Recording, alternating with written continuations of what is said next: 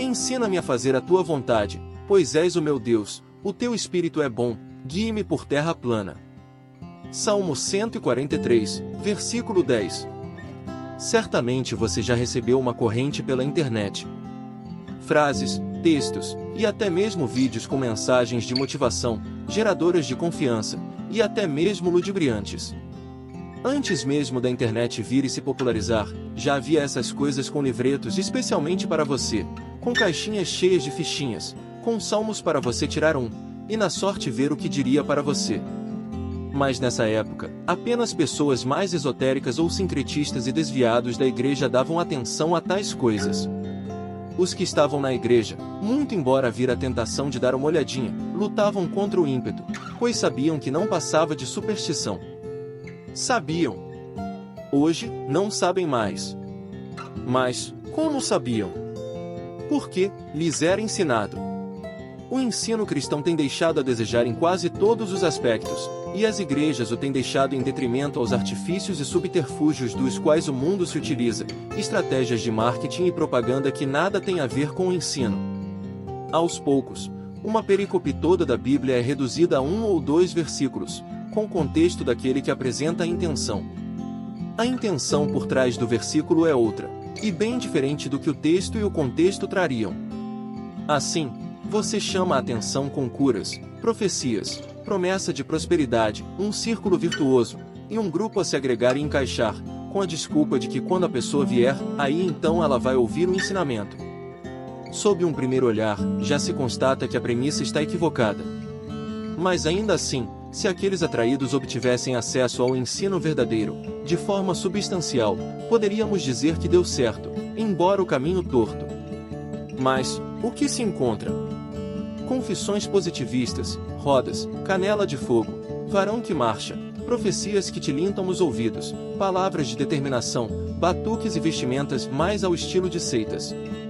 As igrejas consideradas mais tradicionais, sob a falsa alegação de que não atraem e que contêm estilos arcaicos, acabam por se render e copiar esses estilos, transformando o culto ao Deus vivo em shows, palestras coaching, onde o palco é todo do palestrante e suas performances.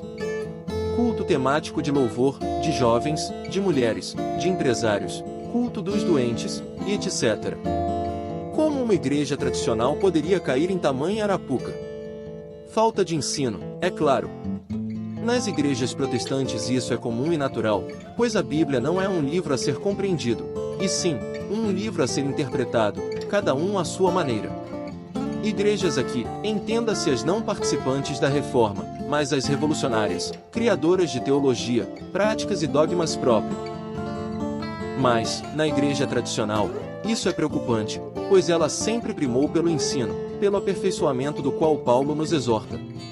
Igreja tradicional, entenda-se aquelas que se apegaram ao ensino trinitário católico, observando apenas as alterações, compreendidas e necessárias para o retorno da igreja cristã ao caminho do início, a assim chamada reforma.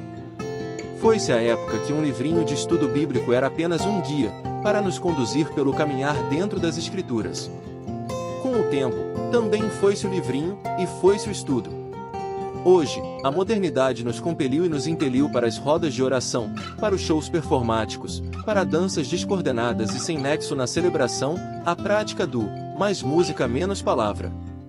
Sim, damos vez e voz à carne, quando deveríamos utilizar a mente.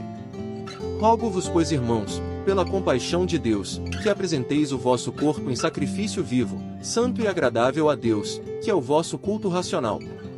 E não vos conformeis com este mundo, mas transformai-vos pela renovação do vosso entendimento, para que experimenteis qual seja a boa, agradável e perfeita vontade de Deus.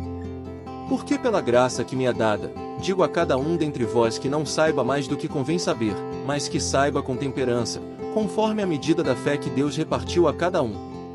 Romanos capítulo 12, de 1 a 3. Queremos falar mais o que achamos, e o que vem ao nosso coração, do que o que está de fato, nas Escrituras Sagradas. Sim, agimos assim por pura e completa falta de conhecimento do que nela está escrito, e o pouco que sabemos, somos conduzidos a ignorar.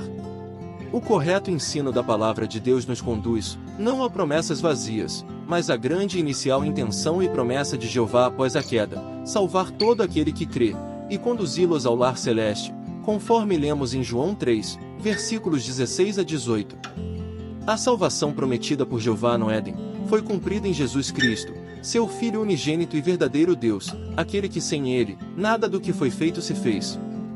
Busque o livro de João, capítulo 1, de 1 a 5, observando o versículo 3.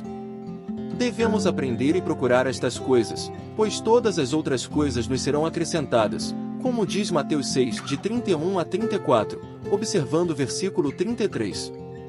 A igreja cristã precisa voltar ao ensino, e saber reconhecer que o Evangelho é para todos, mas a igreja só terá aqueles que creem, que buscam conhecer a vontade de Jeová e segui-la.